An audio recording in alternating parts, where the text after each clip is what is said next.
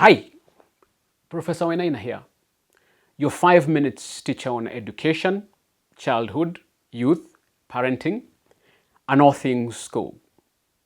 Welcome.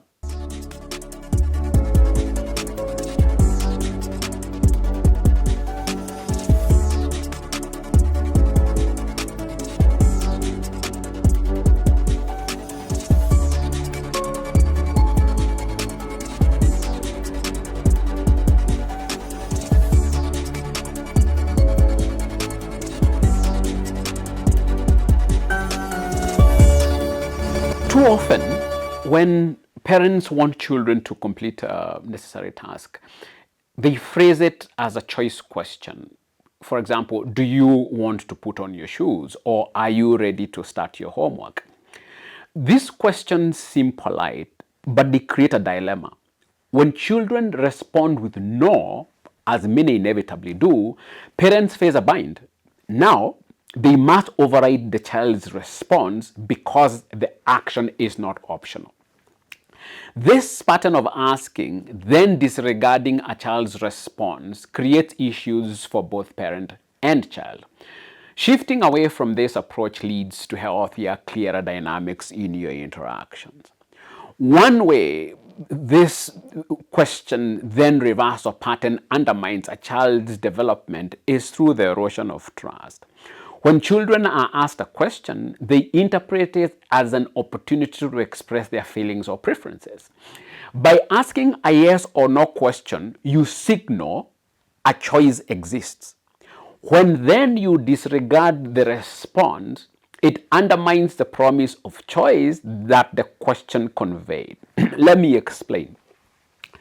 When you ask your child, do you want to put on your shoes? There is the implication of choice. If the child says no and you force them to put on the shoes anyway, it leads the child to feel as if their voice has no weight, even when you have no intention of trivializing their input. Research in developmental psychology underscores that children thrive in environments where their perspectives are valued and where adult responses align with the cues provided. Contradicting their responses to a choice question undermines the value they place on open communication with you and will make them wary of sharing their opinions on future matters. There is also the matter of autonomy, which is vital in a child's psychological development. Posing a choice question about a compulsory task, like brushing teeth or starting homework, signals that the child has control over whether to do it or not. When they respond negatively and you override that response because it was not a choice, it teaches them that autonomy is, in effect, an illusion. Repeatedly asking questions only to disregard responses disrupts a child's sense of agency and leads to disengagement or even defiance over time, as they come to view those requests as mere formalities rather than meaningful choices. Beyond these powerful impacts, the question then reversal approach also creates confusion about authority. By asking, will you do this? Instead of directly guiding a child's behavior, you imply a shared decision-making process. When you retract that shared decision by disregarding their no, it damages your role as the authority figure.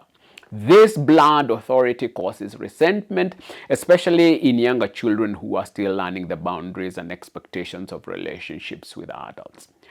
Parental authority that is clear yet supportive has been shown to correlate with positive outcomes in children's behavioral and social development. A mixed signal, a question that is only conditionally respected, erodes the clarity that children need and can lead to resistance or even power struggles. And so the question is, what is the alternative? Rather than asking questions about necessary actions, try offering a statement that frames the task as a natural, expected part of the routine. For example, it's time to put on your shoes, instead of do you want to put on your shoes? Or let's start on your homework now instead of do you want to start your homework? By framing the task as a given rather than a choice, you provide structure without denying the child's agency. You are inviting compliance, not negotiation. Supporting your child's development doesn't mean avoiding commands or enforcing a strict hierarchy. It means providing a consistent, understandable framework in which they can exercise their autonomy meaningfully.